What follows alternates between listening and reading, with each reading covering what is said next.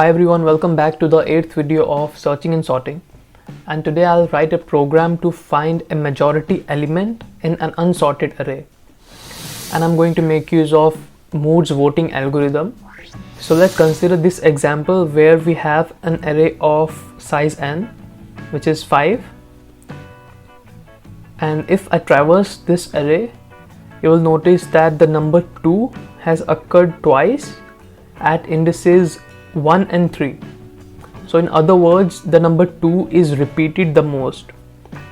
Now the question is number 2 a majority element? And the answer to this question is no. Let's name this element as CA, and now for CA to be a majority element, its count has to be greater than n by 2.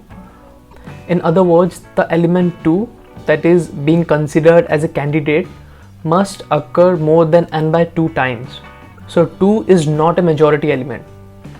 Now if we replace 3 by 2, we will see that 2 is the majority element as its count is 3, which is greater than n by 2.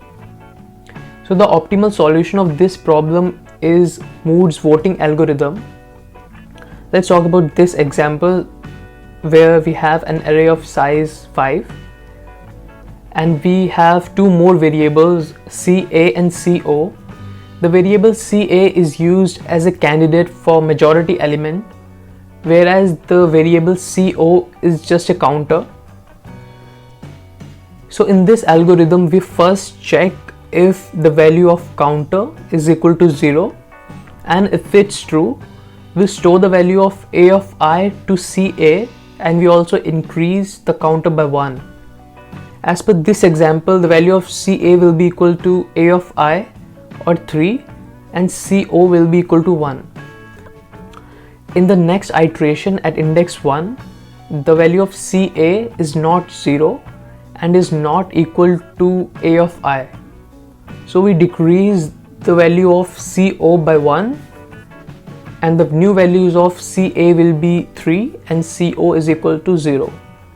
For the third element, the value of CA is equal to A of I and we increase CO by 1, so CA will be equal to 3 and CO will be equal to 1. Similarly, next step, the value of CA will be equal to 3 and the value of CO will be equal to 2. And in the last iteration, the value of CA is 3 and the value of CO is 1. So by doing this, we have the candidate element, and now we just have to confirm whether the candidate element is a majority element or not. So the value of CA is greater than n by 2, or we can say that the value of CA is greater than 2. And therefore, we have the majority element which is equal to 3. The time complexity of this algorithm would be equal to big O of n, as we have traversed the array n number of times.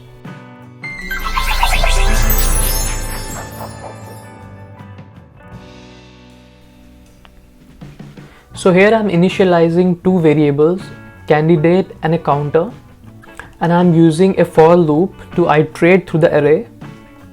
So the first condition that we need to check is if counter is equal to 0, we are going to store the value of A of I in candidate, and we are also going to increase counter by 1.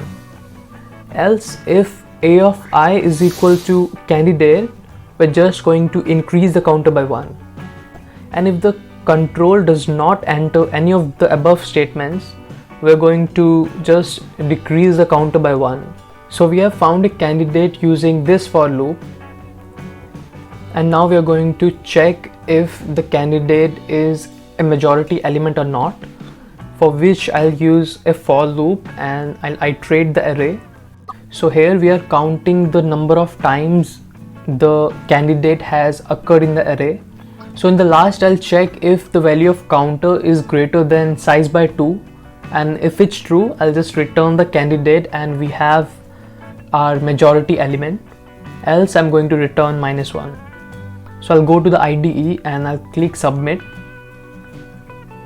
and the answer is 3, which is correct as 3 has occurred 3 times for an array of 5.